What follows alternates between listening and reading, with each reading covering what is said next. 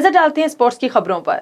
Pakistan cricket team के fast bowler Hasan Ali का Australia के खिलाफ मैच में शिकस्त पर तनकीद के बाद पहला रद्द-ए-अमल सामने आ गया। अपने ट्विटर पैगाम में कहते हैं कि मेरी परफॉर्मेंस मद्दाहों की तवक्कुआत के मुताबिक नहीं थी।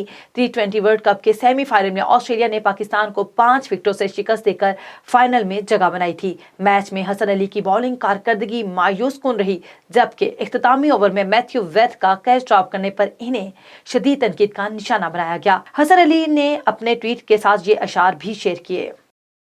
Football world cup 2022 qualifying round में फ्रांस ने काजाकिस्तान को 8-0 से शिकस्त दे दी। सुपरस्टार खिलाड़ी कैलियन एम्बाप्पे ने पहले इंटरनेशनल हैट्रिक स्कोर कर ली। दुनिया के पसंदीदा खेल फुटबॉल के मुकाबले जारी।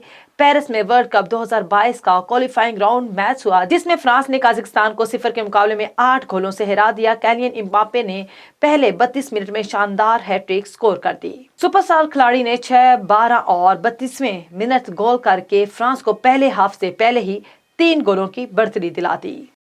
विफाकी वजीर फवाद चौधरी ने सरकारी टीवी शो के मेजबान नुमान नियाज और साबिक क्रिकेटर शोएब अख्तर के माबेन सुलह करवा दी।